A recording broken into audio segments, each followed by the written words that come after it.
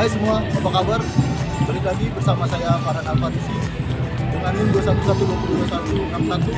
Saya dari Universitas Islam Nusantara. Ini saya berada di kawasan Kota Tua Jakarta Barat. Mari kita nikmati suasana kota Jakarta ini.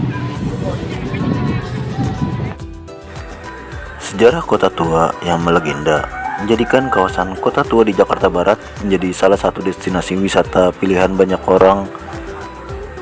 Sejarah Kota Tua menyebut bahwa para player Eropa memberi julukan Permata Asia dan Ratu dari Timur pada abad ke-16.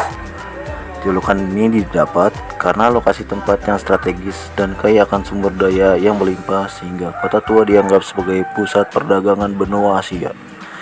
Diketahui, tempat wisata Kota Tua ini memiliki luas 1,3 km persegi hingga melintasi wilayah Jakarta Utara dan Jakarta Barat.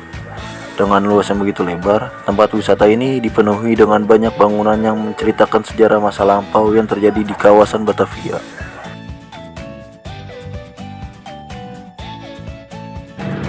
Selamat siang, dengan Bapak siapa kalau boleh tahu? Sama saya juga dengan nama Mas John. Oh, Mas John. Di sini Mas John kalau boleh tahu di Kota Tua Jakarta ini sedang apa? Lagi jalan-jalan aja, bisa camp-kan. Gitu kan. Iya. Menurut Mas John, Kota Tua Jakarta ini bersih nggak dari sampah? Menurut saya dari segi kebersihan sudah lumayan, terus juga udah mulai terkenal rapi. Pedestrian juga udah mulai banyak. Mas John di sini sendirian atau sama siapa? Sendiri aja sih. Oh, oke, terima kasih Mas John ya. Udah bantu saya. Terima kasih Mas John. Sejarah Kota Tua dimulai pada tahun 1527 saat Fathahillah ditugaskan oleh Kesultanan Demak untuk melakukan penyerangan ke pelabuhan Sunda Kelapa yang saat itu dimiliki oleh Kerajaan Pajajaran. Setelah berhasil direbut dan berganti nama menjadi Jayakarta pada tahun 1619, pasukan VOC menghancurkan Jayakarta di bawah komando Jan Pieterszoon Koen.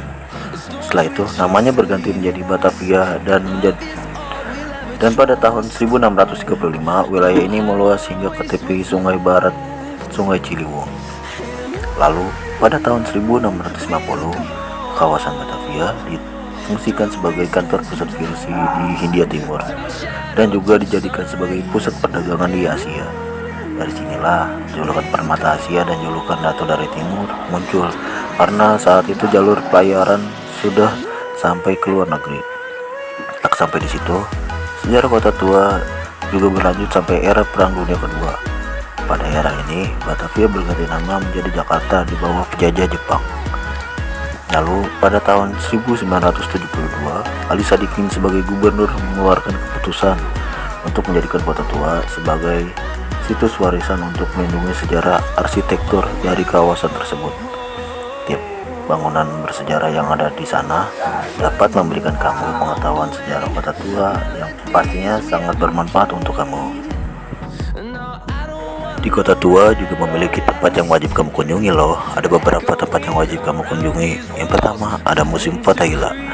Bangunan museum didirikan pada tahun 1707 yang bernuansa Belanda karena konstruksinya yang mirip dengan istana Dam di Amsterdam. Museum ini merupakan bangunan yang dijadikan sebagai balai kota pada zaman dulu. Konstruksi bangunan ini memiliki dua sayap di bidang timur dan barat, dan konstruksi sanding yang digunakan sebagai kantor, ruang pengadilan, dan ruang bawah tanah yang merupakan penjara. Yang kedua, ada Museum Wayang. Salah satu bangunan menjadi sejarah Kota Tua ini terdiri dari tanah yang dulunya adalah gereja. Konstruksi gedung museum ini dulunya bernama The Hollandskerk atau nama lainnya adalah Gereja Lama Belanda, yang pertama kali didirikan pada tahun 1640.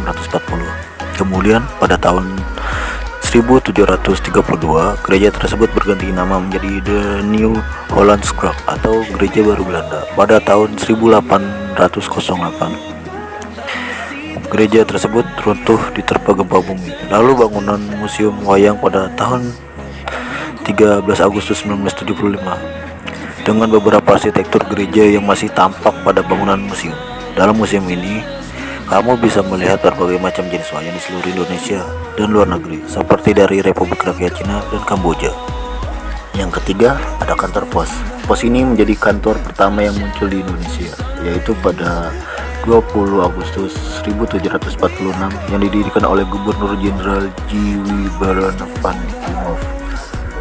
Sebelum adanya kantor ini, jalur pos hanya ada di kota-kota tertentu dan paket pos diletakkan di Stensburg atau gedung penginapan kota, sehingga pemiliknya harus melakukan pengecekan secara berkala mengenai surat atau paket yang akan datang. Yang keempat, ada Toko Merah. Bangunan ini dulunya adalah rumah dari William Baron van Diemenhoff yang menjadi Gubernur Jenderal East India Company pada tahun 1743 sampai 1750. Toko Merah menjadi saksi bisu salah satu kejadian yang menjadikan sejarah Kota Tua. Peristiwa geger Pacitan pada tahun 1740 membuat banyak mayat bertebaran di kali besar hingga di permukaan air berubah warna menjadi merah. Peristiwa itu sering dikaitkan dengan Toko Merah. Selain dari museum sejarah, Kota Tua juga terdapat museum Magic Art 3D dan museum seni rupa keramik. Di sana para pengunjung akan disuguhkan karya seni yang menarik dan memukau ketika melihat karya seni tersebut. Karya seni tersebut bisa juga dijadikan tempat berfoto yang estetik untuk diupload di media sosial. Setelah habis berjalan-jalan, Kota Tua juga banyak menjual makanan khas tradisional Jakarta seperti kerak telur, es lendang mayang, kue pancong, kue ape, dan juga toge goreng. Selain banyak makanan khas di Jakarta, ada pula makanan kaki lima yang berada di sekitaran Kota Tua Jakarta. Selain makanan street food, Kota Tua juga terdapat Cafe Batavia, yaitu kafe yang menjadi ikon kolonial yang menghadap ke alun-alun Taman Fathahillah. Ini merupakan bangunan tertua kedua di wilayah tersebut setelah Museum Fathahillah. Kafe ini berkonsep vintage dan old school yang akan membawa kamu menjelajah zaman Batavia dahulu. Konsep ini akan mengingatkan kamu dengan sejarah Kota Tua karena arsitekturnya masih kental dengan nuansa Belanda. Karena keestetikannya, Cafe Batavia ini sering dijadikan sebagai alat latar belakang untuk foto prewedding. Setelah habis menyusuri Kota Tua dan sudah kenyang dengan makanan khas Jakarta, tidak lengkap rasanya bila tidak membeli buah tangan yang ada di Kota Tua. Di Kota Tua banyak terdapat beberapa buah tangan yang bisa dijadikan sebagai oleh-oleh khas Jakarta, seperti gantungan kunci yang berbentuk karakter ikonik Jakarta, misalnya berbentuk Monas, ondel-ondel, atau topeng Betawi. Ada pula beragam pilihan topi ala pejuang. Ada juga kartu pos yang bergambar ikon kota Jakarta. Dan yang terakhir, oleh-oleh yang menarik perhatian adalah topeng dari kayu khas dari DKI Jakarta.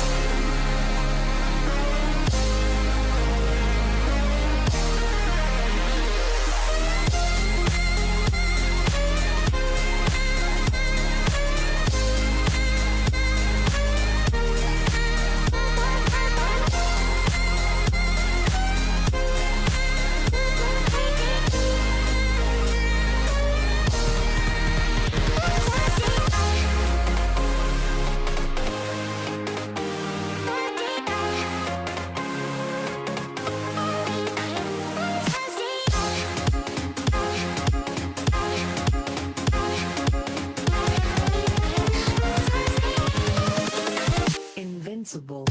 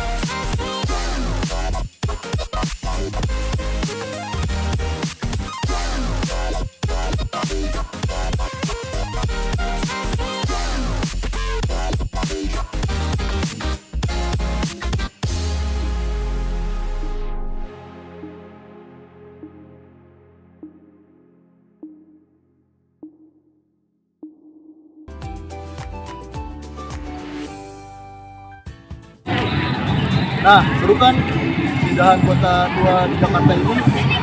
Dan ingat, kota tua ini jangan buang sampah sembarangannya, soalnya daerah kawasan Jakarta kota tua ini sudah bersih dari namanya sampah. Sekian dari saya, Farhan Al-Farisi, pamit undur diri. Terima kasih, bye-bye.